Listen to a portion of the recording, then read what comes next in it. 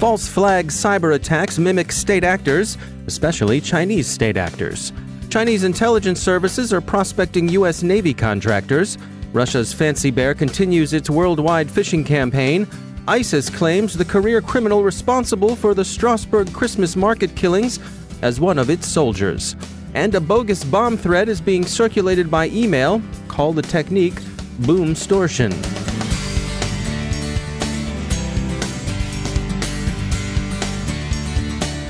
Now I'd like to share some words about our sponsor, Cylance. AI stands for artificial intelligence, of course, but nowadays it also means all image or anthropomorphized incredibly. There's a serious reality under the hype, but it can be difficult to see through to it. As the experts at Cylance will tell you, AI isn't a self-aware Skynet ready to send in the Terminators. It's a tool that trains on data to develop useful algorithms. And like all tools, it can be used for good or evil. If you'd like to learn more about how AI is being weaponized and what you can do about it, visit threatvector.cylance.com and check out their report, Security Using AI for Evil. That's threatvector.cylance.com. We're happy to say that their products protect our systems here at the Cyberwire, and we thank Cylance for sponsoring our show. Major funding for the Cyberwire podcast is provided by Cylance. From the Cyberwire studios at Data Tribe, I'm Dave Bittner with your Cyberwire summary for Friday, December 14th, 2018. Happy Friday, everybody. Thanks for joining us. China has come in for considerable criticism in recent weeks for its cyber operations, particularly those devoted to industrial espionage.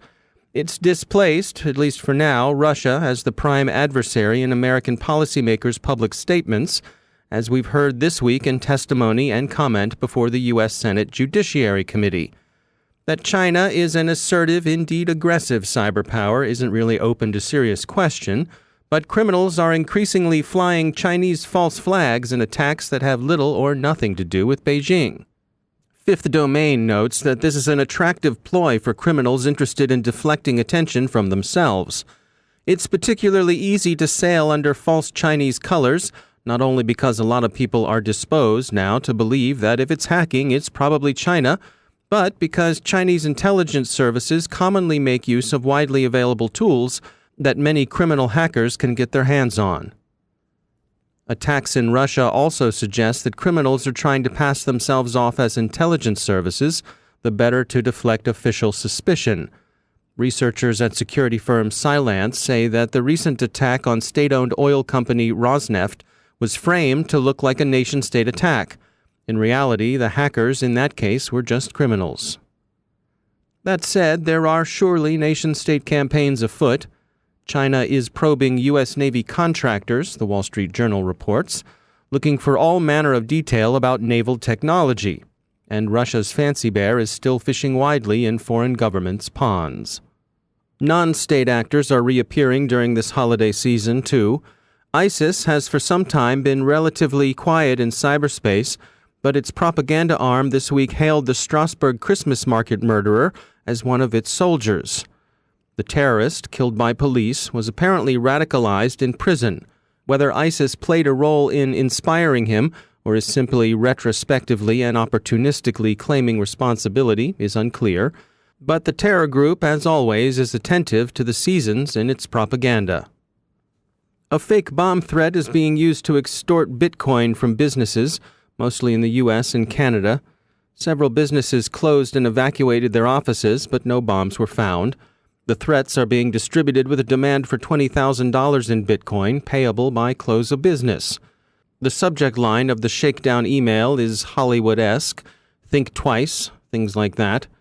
The text goes on in the broken English that's become customary in spam land. We quote, "There is the bomb in the building where your business is located. My recruited person constructed an explosive device under my direction. It has small dimensions and it is very hidden well. It is impossible to damage the supporting building structure by my bomb, but there will be many wounded people if it detonates. My man is controlling the situation around the building. If any unnatural behavior, panic, or emergency is noticed, he will power the device. I want to suggest you a deal. You send me 20,000 in Bitcoin and the bomb will not detonate, but do not try to fool me.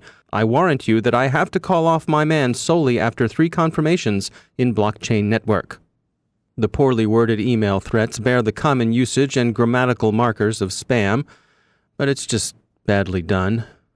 Connoisseurs of spam will notice that the missive lacks the appealing shim-shara-bim of the way the shadow brokers used to talk, and when we read stuff like this, we miss the brokers, and we hope they got a better job somewhere, maybe with wealthy elite on some personal service contract. Whoever they are, they seem to be explosive buffs. Apart from their mention of TNT, the scammers in some of their communications specify the explosive as hexagen. Our CyberWire Energetic Materials desk tells us hexagen is a plasticized form of RDX, which pound for pound packs even more punch than TNT. Ars Technica points out reasonably that not even someone who writes like this can seriously expect to make money this way. It would take regular Joe Lunchbucket and Janie Sixpack, and those are people like you and me, my friend, well past close of business to figure out how to get a hold of some Bitcoin. Even a Bitcoin baron would likely think twice and call the police. Wired said this morning that the total sum that appeared to have been deposited in the 5 or so Bitcoin wallets amounted to less than $2.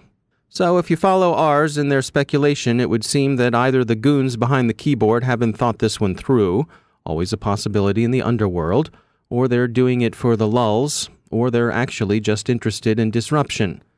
But unlike sextortion, which this threat is clearly modeled on, a bomb threat, even an implausible one, is harder to laugh off than a promise to show pictures of you looking at adult content, which of course none of you would do, but maybe your friends would. In all seriousness, most people have to take bomb threats seriously, and many of them have. The San Francisco Chronicle says the local municipal railways bus lines, the Jewish Community Center, and the San Francisco Fire Credit Union were disrupted. ABC7 Chicago says that multiple hospitals and businesses in that city closed. And the Tampa Bay Times says there have been building closures and school lockdowns in Tampa.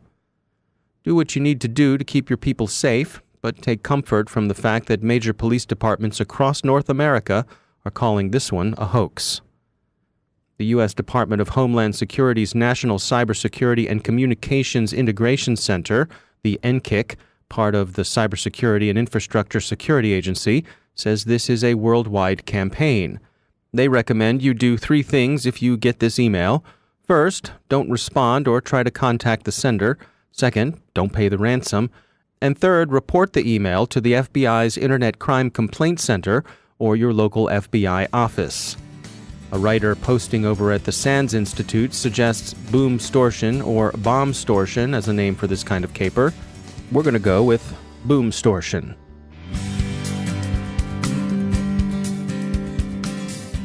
It's time to tell you about our sponsor, ThreatConnect. With ThreatConnect's in-platform analytics and automation, you'll save your team time while making informed decisions for your security operations and strategy. Find threats, evaluate risk, and mitigate harm to your organization. Every day, organizations worldwide leverage the power of ThreatConnect to broaden and deepen their intelligence, validate it, prioritize it, and act on it. ThreatConnect offers a suite of products designed for teams of all sizes and maturity levels.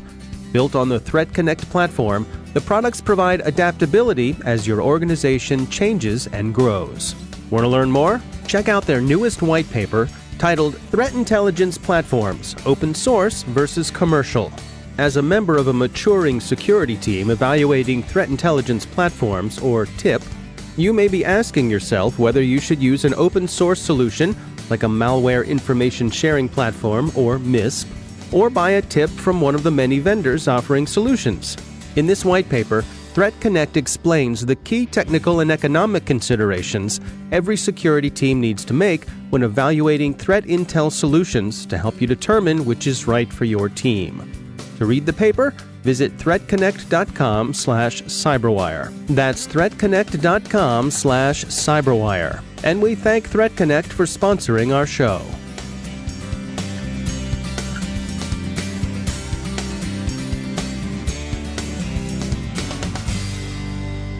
And joining me once again is Malek Ben Salem. She's a senior R&D manager for security at Accenture Labs. Malek, it's great to have you back.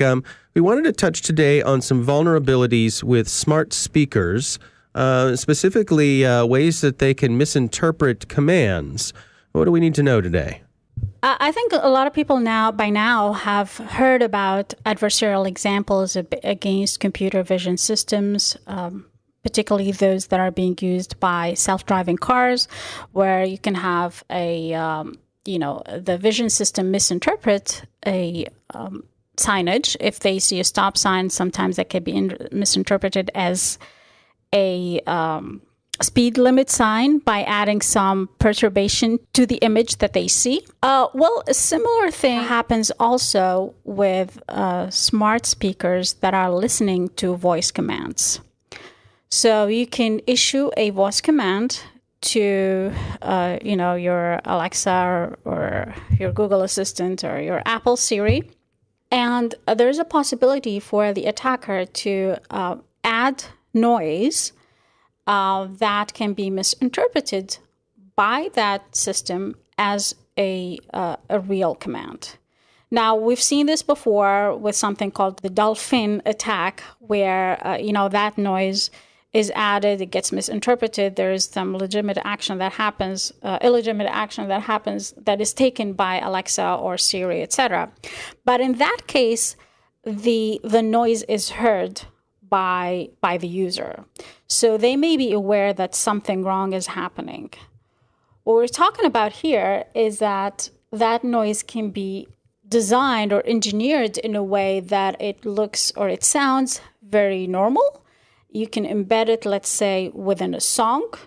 So you'd be thinking that you're listening to some song, but that noise that was added, that perturbation that was added to the sound of the song, the sound bites of the song, can be misinterpreted by your digital assistant as some command. This attack has been tested, and you can embed that sound in a YouTube song, for instance. You can publish that song, and everybody who'd be listening to that song would be vulnerable to, would be a victim of this type of attack. And what's the specific vulnerability here? What sort of information could they harvest by triggering the device? So they can issue any command that the normal user would issue. So they can, read email, have Google read email, have Google restart a phone, have Echo open a front door, for instance. And they can, do some, say, Capital One credit card payment. These have been successful attacks that have been tested by the researchers conducting this research at success rates that, reach 90%. Wow. And is there any effective way to prevent this? I suspect, if you want to be able to use the functionality of these devices, they need to be listening all the time. Yeah. So what can be done is, again, looking back at these machine learning models that we develop to interpret sound, to interpret these acoustic models that are listening, that are interpreting that sound and transforming it into text. Those have to be hardened and made robust against these types of adversarial examples. So it's basically securing the machine learning models that we're creating. They will never be 100% secure, but we can do is, again, make them more robust. There are techniques to do that by training them through the adversarial examples up front. But that effort has to happen, again, similar to what we're doing with vision systems. I think we need to be thinking broadly across all machine learning models. We need to be thinking that AI and machine learning is creating a new attack surface, and we need to be aware of that attack surface and start thinking about ways to reduce it by rethinking about the way we train and develop our machine learning models. Malek Ben Salem, thanks for joining us. Thank you, Dave. And now a few words about our sponsor, our friends in the technology news world, TechMeme. You probably know TechMeme from their curated online comprehensive view of all the day's tech news. And now they also produce the Tech Meme Ride Home podcast. If you like the Cyberwire and you're looking for even more technology news, Tech Meme Ride Home is the podcast for you. We're fans, and we think you'll like it too. It's 15 to 20 minutes long and hosted by veteran podcaster Brian McCullough. You may know Brian from the Internet History podcast. The Ride Home distills Tech Meme's content into, well, the kind of things you'd like to listen to on the ride home. Headlines, context, and conversation about the world of tech. It posts every weekday afternoon around 5 p.m., great for afternoon drive time in the U.S. Be sure to search your favorite podcast app for Ride Home and subscribe today. That's the Tech Meme Ride Home podcast, and we thank the Tech Meme Ride Home podcast for sponsoring our show.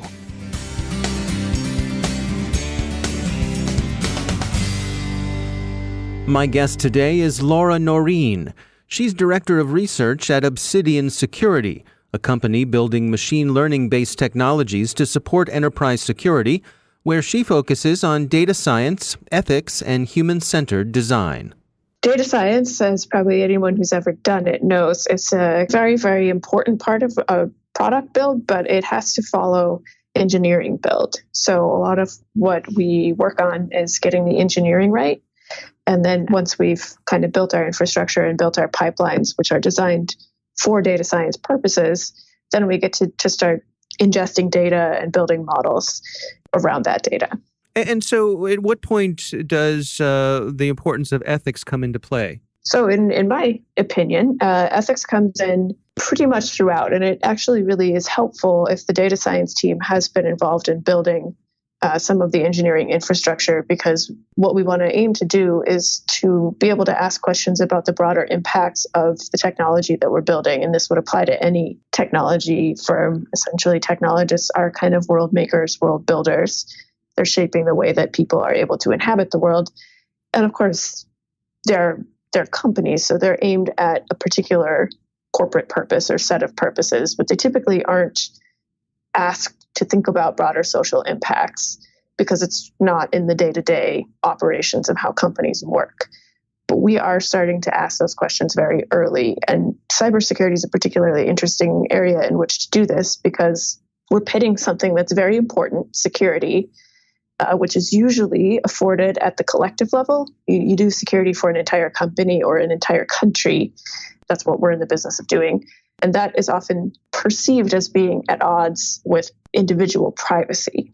That's not always the case, but in data science, that's kind of a crux that you run into a lot of times. And it's not just such as cybersecurity that runs into this problem. Marketing runs into this problem of, how do you make predictions about who's likely to buy your product? That sometimes feels like it might be challenging ideas about privacy. You're looking at signals in a large corpus of behaviors. And in order to do that, you need to have, or it's useful with data science to have individual insight into what individuals are doing. And then that's where you run into questions about privacy, which is one of the ethical concerns that we have, although it's not the only one. Yeah, it's interesting to me because I think, would it be correct to say that not all companies have people on board who are specializing in the ethical side of things? And I suppose at Obsidian, that's something that the powers that be have decided is a worthwhile investment. Yeah, it is actually kind of a truism if you look across, which companies are the most likely to have a chief ethics officer. I mean, now that's, anyone operating in Europe because they have to following GDPR. But if you look before that, companies like Microsoft had a chief ethics officer and really put that person right next to the CEO's office.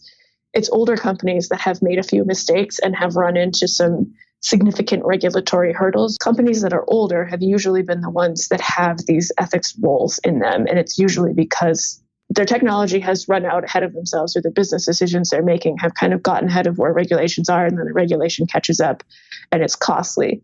Those are usually the companies where we see this. So it is particularly unusual to have a startup that's trying to build in ethics from the very beginning.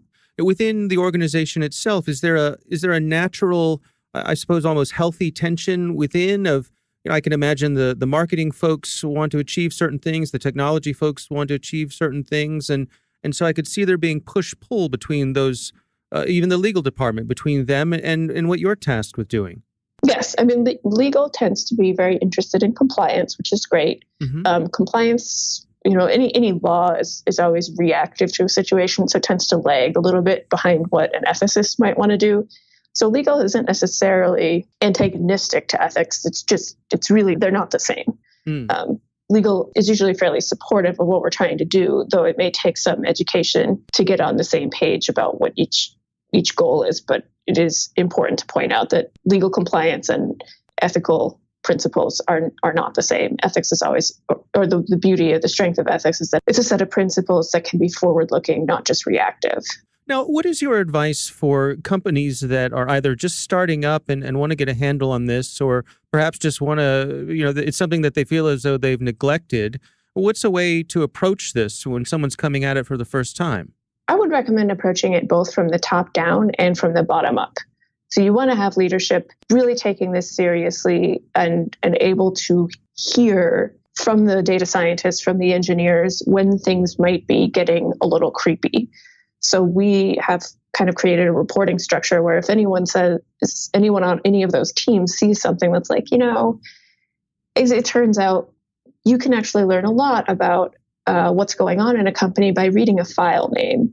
We had never thought of hashing file names because it seems sort of innocuous at the outset, but someone on our team said, hey, you can actually learn a lot from file names. Is there a way to still maintain some insight into what's being sent around without reading entire file names? How can we handle that? And they have someone to take that concern to. If you don't appoint a person for that, then chances are that idea that crosses an engineer or data science mind is just going to fade. They'll think about it and then they'll get onto some other problem and it won't go anywhere. But if you have a feedback mechanism where there's a place to say, hey, there's a potential privacy issue here that nobody had really thought about. Can we think about it? Is there an easy fix for this? And for something like that, there might be a relatively easy fix. So, not everything is about saying no. It's about saying, well, how can we do this in a way that's more privacy protecting? It helps if you're the person to whom you're reporting this stuff has some strength in the social sciences and kind of understands, their history and how these things have played out in the past, and also has some technical chops so that they can suggest a fix rather than just suggesting we don't do X, Y, or Z. A stop sign isn't all that useful. A redirection is much more useful. So that's the top down part. Have a very intelligent person who's trained kind of across domains to understand what should happen next, to whom people can report without being, punished or singled out in any way. It does help to sort of have some lightweight programming, like corporate programming that kind of touches people. So when you hire junior people, assign them two mentors, someone who's within their kind of managerial organizational stack, reporting structure, and someone who's not in that structure, who can help them not only professionalize, guide their careers, but also learn to articulate things they're seeing that might be, that we might want to question. If you don't teach someone how to articulate that, it's unlikely that everyone's going to learn how to do that on their own. And it is usually the best in sort of one-on-one situations. So that's kind of the bottom up. Anyone who's aware of these things can start framing conversations about, well, what's the broader social impact of what we are building? What's the broader social impact of what a company like Google, everyone uses Google, so it's a nice example. What's the broader social impact of some of the things that they do? Those are the conversations that are, that we can have our mentors have with some of the younger staffers to teach them that it's completely within their wheelhouse to ask those bigger questions, that they don't just need to stay in a track where they just build stuff and they never get to ask the big questions. That's Laura Noreen from Obsidian Security. And that's the Cyberwire. Thanks to all of our sponsors for making the Cyberwire possible, especially to our sustaining sponsor, Cylance. To find out how Cylance can help protect you using artificial intelligence, visit Cylance.com. And Cylance is not just a sponsor, we actually use their products to help protect our systems here at the Cyberwire. And thanks to our supporting sponsor, VMware, creators of Workspace ONE Intelligence. Learn more at vmware.com. The Cyberwire podcast is proudly produced in Maryland out of the startup studios of Data Tribe, where they're co-building the next generation of cybersecurity teams and technology. Our CyberWire editor is John Petrick, social media editor Jennifer Iben, technical editor Chris Russell, executive editor Peter Kilpie, and I'm Dave Bittner. Thanks for listening.